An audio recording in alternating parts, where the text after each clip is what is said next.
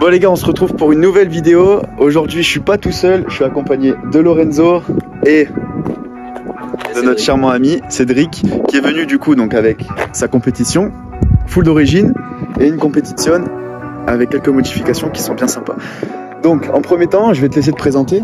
Voilà, moi c'est Lorenzo, j'habite à Villeneuve-Loubet et je possède du coup une Abarth 595 compétition cabriolet.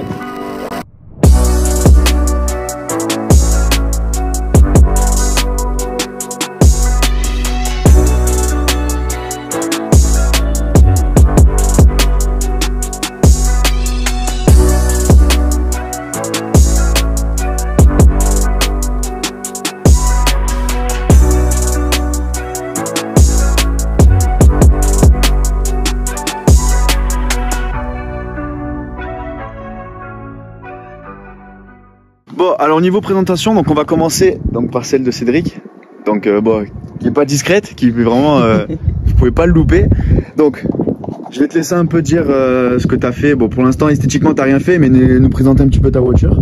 Comme tu l'as dit, esthétiquement il n'y a rien de fait. Ouais. Pas encore eu le temps, à part la pose d'Instagram, c'est tout. Ouais. Mais du coup, c'est une compétitionnée. La couleur c'est le Verde Adrenalina. Ok. Si esthétiquement les suspensions elle est rabaissée un petit peu, mais c'est pas moi qui l'ai fait, c'est l'ancien Proprio. Elle est équipée des phares Xénon. Ouais. Donc ça c'est en option, c'est ça? Ouais. Après le freinage des compétitions, le Brembo 4 pistons. Ouais. Les bandes noires Abarth, c'est une option aussi. C'est une toit ouvrant. Elle a le toit noir avec le béquet noir aussi. Ouais. Et après, extérieurement, c'est tout. Hein. Et là, extérieurement, c'est quoi t'as quoi comme projet à peu près? En prépa? Ouais. Extérieur, j'aimerais bien mettre le drapeau de l'Italie sur la lame avant. Ok, ouais. J'ai passé le sigle Abarth, tu sais, l'écriture Abarth dans la grille couleur carrosserie. Ouais, donc on va faire vraiment à peu près comme ça, quoi. Ouais, voilà, c'est ça. Ok, tu vas faire le Abarth aussi pareil ou? Ouais. Ok. Après, les logos, j'aimerais bien les trouver en noir et jaune.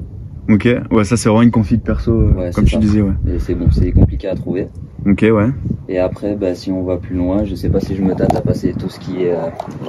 je sais pas comment on peut appeler cette matière-là, mais en carbone. Mais le problème, il faudrait que je change ça aussi. Ok.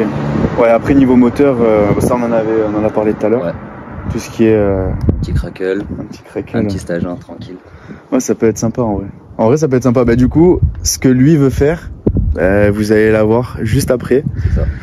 Donc pourquoi pas plus tard quand il le fera, on fera une démonstration de ce que ça donne. Bon, ça on verra. Avec plaisir. On verra plus tard, avec grand plaisir. On va passer à notre charmant collègue qui est juste ici. Donc là qui va nous présenter donc pareil une compétition. Donc bon, il y a beaucoup de choses à dire. Niveau prépa, tout ce qui a été fait sur mesure, on va dire ça comme ça. Je te laisse tout nous dire. Donc c'est une Abarth 595 compétition cabriolet. Celle-là c'était au grand, celle-là c'est cabriolet. Ensuite les jantes, c'est les Super Sport mat avec l'écrou Abarth rouge. Voilà du coup le petit Insta. Donc ajoutez-le les gars. Et d'ailleurs pareil, voilà c'est le compte privé. Sinon ton compte auto c'est Zephyr tiré-du-bas, enfin il y a 3 tirés-du-bas 7. Ok. Je mettrai ça en commentaire dans tous les cas, comme ça vous ajoutez tous. Du coup au niveau de ta ligne, bon, ça vous allez voir au niveau de la ligne c'est quelque chose. Ouais, c'est quelque chose, vous allez voir, il n'y a pas beaucoup d'Abarth qui font ce bruit là, enfin vous en verrez pas trop et tout. Voilà. Sans compter les Abarth stage 3 ou quoi. Ouais. Bien sûr. Ah là c'est quelque chose. Celle-ci on la connaît, hein, voilà, c'est 2010. Donc il n'y a rien à dire forcément dessus, mis à part le fait qu'elle a un stage 1. Donc on a un petit stage 1, hop, un petit pouce pour le monsieur qui nous a vu. Donc elle a un stage 1 avec une demi-ligne, donc avec un petit silencieux. Bon, ça je l'avais déjà dit dans ma première vidéo, donc c'est un Magneti. Rappelle-nous, toi ta ligne c'est une... C'est une ligne complète Regazzon avec l'intermédiaire silencieux au milieu. Ouais. Il pourra vous montrer, il fera des petits plans après et tout. Je montre la voiture. Et l'arrière aussi, une Regazzon full tube du coup, il n'y a pas de silencieux à l'arrière. Mais t'as des clapets. Et ouais, il y a des clapets dans l'intermédiaire du milieu. Ok. Ouais, et toi du coup, t'as la ligne Monza ouais, d'origine. Il y a juste les clapets qui restent ouverts. Et t'as juste les clapets qui restent ouverts. Mais même d'origine, c'est ce que je disais du coup avec notre collègue. Même d'origine, la Monza elle fait quand même un beau bruit. Oui, oui. Honnêtement, ouais. Elle a des petits retours. Bon, certes pas comme Lorenzo, mais voilà. Mais quand tu auras ta ligne, à mon avis, je pense que même si tu supprimes juste le silencieux derrière, tu vas t'éclater, je pense. Bon, on va passer à l'intérieur. Je te laisse nous ouvrir du coup ta petite voiture, la petite bombinette comme on dit. L'intérieur, tu peux t'approcher. Donc moi en option, on retrouve la planche de bord que vous voyez bien au bout, qui est en carbone. Tout en carbone, ouais. Tout en carbone. Le volant aussi carbone et Alcantara. Donc là, l'Alcantara, le carbone. Et après, les sièges baquets, Sabelt. Alors les sièges, ouais, qui sont... Bon, c'est les meilleurs, hein, comparé à ce que je peux avoir et notre collègue aussi. Donc du coup, Cédric qui peut avoir. Ça n'a rien à voir. Niveau confort, certes, c'est plus confort ce qu'on a. Ah oui. Voilà. Mais par contre, niveau maintien, c'est vrai que les Sabelt ils sont incroyables. Genre, quand je m'y assois, je me permets, hein. Quand je m'y assois, voilà, genre t'es vraiment bien tenu. Bon, là t'es sur une boîte auto du coup. Bon, ça c'est les tout derniers volants que je les trouve vraiment incroyables. Du coup là les petites palettes en plastique. Ça te dérange pas trop ça? Non. Pas du tout. Franchement non. J'aime pas trop les extensions de palettes. Après je trouve que ça fait trop tuning. Ouais. Et surtout que les palettes sont quand même assez grande en taille, ça va. Franchement, ça me suffit pour moi personnellement. Par contre, tu te sers, comme tu disais, comme je le sais, tu te sers quasiment peu de la boîte robotisée. Ouais, c'est toujours en palette. Jamais la boîte robotisée, à part quand je suis dans les bouchons ou que ça roule pas trop vite. Ouais. Sinon, après, dès que on roule un peu plus fort ou qu'on accélère un peu, ben, je mets direct en manuel que les palettes. Et c'est moi qui contrôle. Ok. Ce que je dis maintenant, et ça il vous le dira aussi, au niveau de la préparation, ça a été fait donc chez Cabart. Bon, Cabart, que je pense que beaucoup d'entre vous connaissent. Et du coup, je sais pas si toi tu comptes faire chez eux. Donc bon voilà, on aura un futur client. Cabart, donc sur Théoul, qui fait de très très bonnes préparations. Donc bon, Cabart, si tu passes par là, en tout cas, t'en as fait un ravi. Franchement, je le conseille fortement. Si vous voulez faire une prépa sur votre Abarth, n'importe quoi et tout, allez chez eux. Vous allez voir Kevin, qui est vraiment une personne très très gentille et qui connaît par cœur les Abarth, qui va vous conseiller au mieux.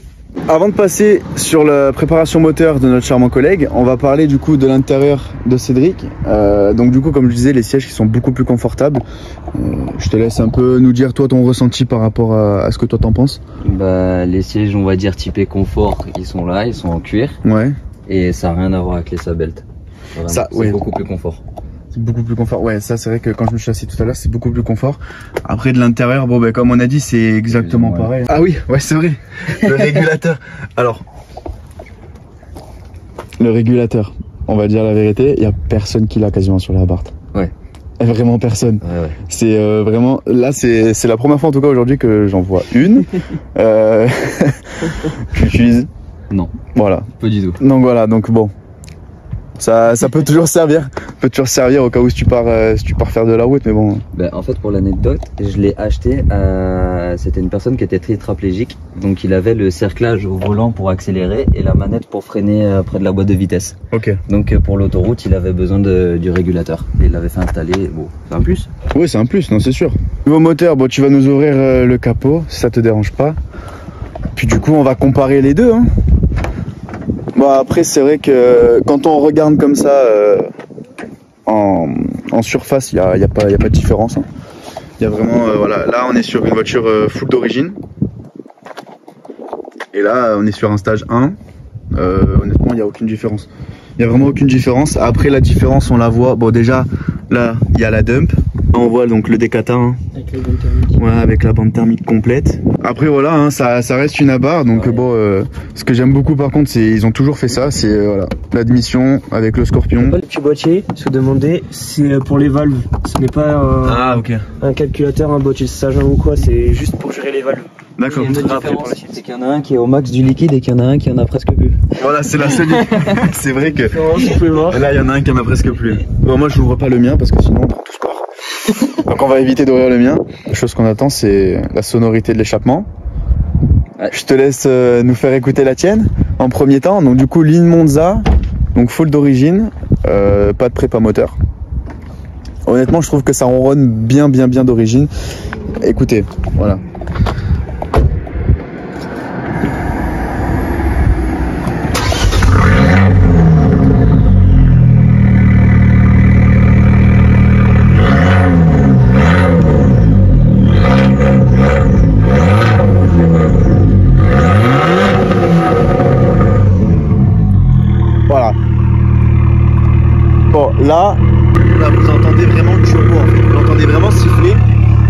C'est vraiment ce que j'aime énormément avec ces lignes-là. Parce que sur les autres lignes, on n'entend pas du tout. Bon, là, on est passé sur une voiture du coup qui est, pour moi, ne devrait pas être homologuée sur route. Hein? Ouais. Là, on est... Qui sauve? Ouais, heureusement que t'as les valves. Mais bon, là, on est parti sur des cassages d'oreilles. Donc là, valve fermée.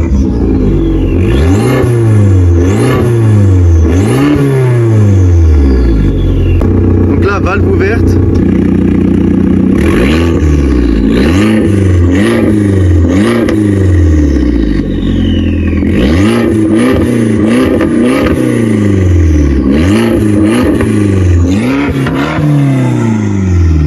Voilà, bon là à côté ça casse la tête, en roulant c'est autre chose. Voilà, je pense qu'il pourra vous le dire aussi. Ouais.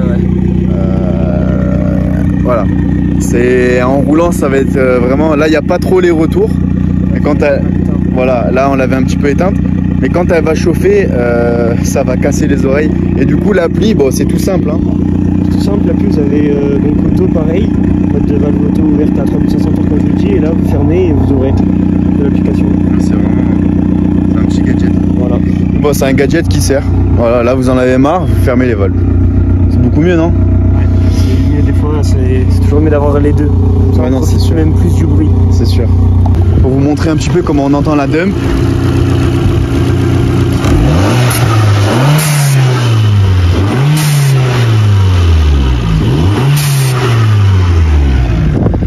Rappelle, la dump c'est quoi?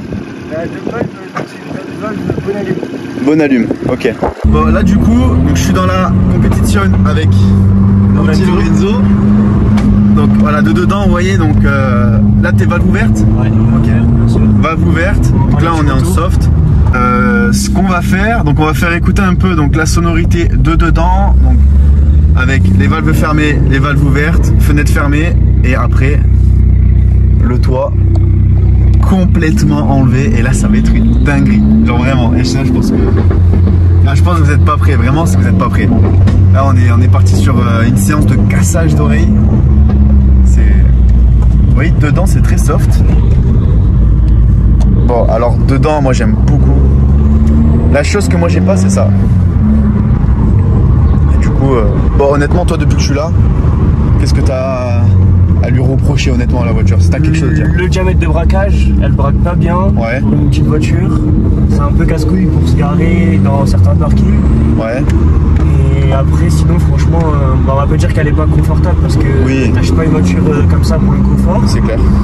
Mais sinon après, j'ai pas trop de reproches à lui dire. Peut-être certains vont dire une 6ème vitesse. Ouais. Bon, après c'est pas une voiture pour faire de l'autoroute ou quoi. Non c'est sûr. Peut-être plus vraiment là sur une route de montagne. Voilà. Là, honnêtement. Voilà. C'est un peu comme un petit karting sur une route de montagne avec des petites épingles pour s'amuser. Voilà. Exactement.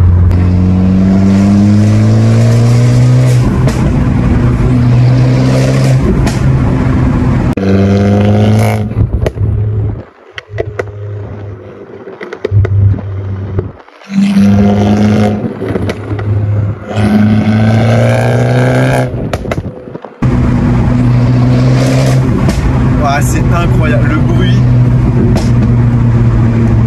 Bon, la voiture, je la connais, hein, mais à chaque fois.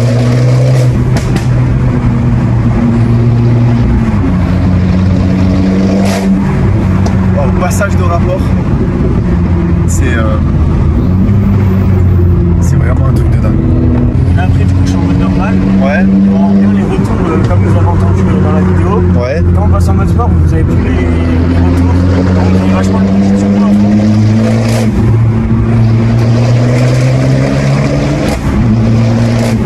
Avec que je suis dans Sagin, elle sort 200, un peu plus de 200 chevaux. Ouais, un peu plus de 200 chevaux, ouais. Et au niveau des NM, t'es un peu plus de 300.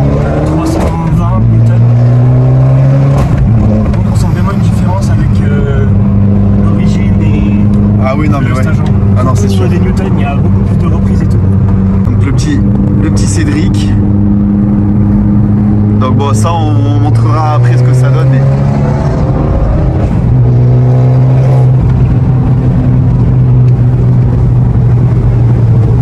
les freins aussi, c'est un kit Brembo, hein. Ouais, c'est un kit Brembo 4 pistons d'origine sur la voiture, on va rajouter, vu qu'on est sur la compétition. Ouais. Ça ferait une super bien. Franchement, pour le gabarit de la voiture et tout, ça ferait même, je vais dire, trop bien parce que quand vous faites des freinages forts, vous avez l'impression que l'arrière se lève. Ah ouais, ouais. Bon, à part tout ça, t'as l'écran tactile, c'est ça? Ouais, l'écran tactile, vous retrouvez les commandes tactiles, voilà. Ouais, t'as tout. Le CarPlay qui est filaire. Ouais. Et du coup, vous avez le CarPlay et franchement, il est tactile et il agit bien. Franchement, il n'y a pas trop de bugs. La Coyote. Le Coyote, bien sûr. Toujours le Coyote. Par précaution. Par précaution, bien sûr, pour informer pour les bouchons. Surtout pour les bouchons. C'est ça, en accident. Un accident. Parce que, donc les limitations de vitesse sont toujours respectées. N'est-ce pas? Toujours de la sécurité, c'est tout ce qu'on demande. Plaisir, passion, mais sécurité. Bon, donc du coup, changement de véhicule. Donc avec Cédric. Voilà. Donc bon, on va voir un petit peu ce que ça donne full d'origine.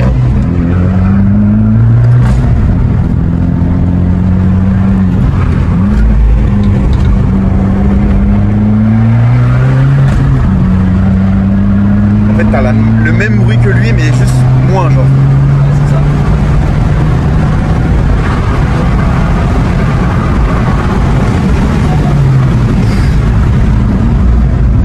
Ouais, t'as des très bons freins.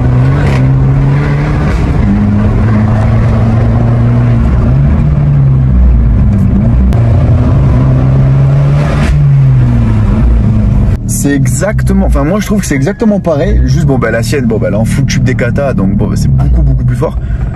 Mais je trouve en fait c'est franchement les mêmes lignes. Oui, en vrai, oui. Ragazone ou là comme toi la tienne c'est une Monza. Bah, je pense que en fait la Ragazone laisse passer plus le bruit, quoi. Ouais. C'est plus fort. Mais au terme de la réelle sonorité, je pense que c'est plus ou moins pareil. Ouais, c'est que bah, c'est ça en fait. Hein. Mais à part le fait que lui, bon bah comme je te dis, ils sont en full tube des kata. Ouais, c'est ça en ce moment. C'est la seule différence. Hein. Mais sinon, d'ailleurs, j'ai oublié de faire la petite ref, mais il a sorti le pull à la voiture et les chaussures, genre dans le moindre détail. Toujours Vraiment. Vraiment, toujours, ouais, comme il a dit, toujours être accordé. Mais franchement, bonne idée, c'était bien fait ça. Donc bon, après voilà, bon, bah, la seule différence, voilà, lui il avait le carbone et lui non. Et bon.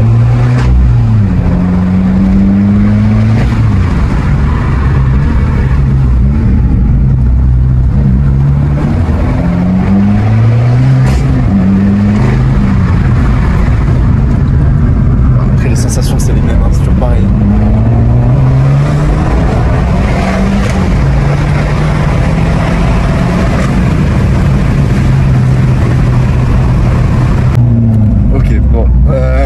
Bon, t'as le pied lourd, ça c'est sûr.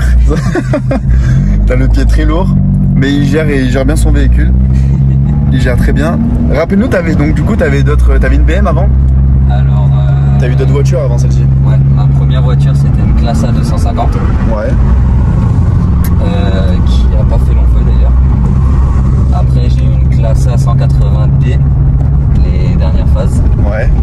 Après je me suis acheté un GLA 250. Ouais. Et j'ai toujours le GLA et à côté je me suis pris une BM, une série 2 coupée. Ok. Que j'ai du coup revendu. Et là j'ai pris ça comme délit et la suite. Et t'as comme projet de prendre autre chose. Lourd. Plus puissant du coup? Ouais, beaucoup. Beaucoup plus puissant. Bon, on en a vaguement parlé tout à l'heure, donc bon moi je sais. Dites-nous en commentaire ce que vous pensez. Un indice. Un petit indice, donne-leur un petit indice. Alors c'est soit un 2 litres, soit un 3 litres. En 3 litres. Soit un 3 litres propulsion, soit un 2 litres traction. Donc soit 2 litres traction, soit 3 litres propulsion. Mettez en commentaire ce que vous pensez, ce que vous avez comme idée les gars. Bon les amis, du coup c'est déjà la fin de cette vidéo. Donc bon j'ai passé un très bon moment avec vous les gars. On a bien kiffé, c'était cool, passionné d'abord.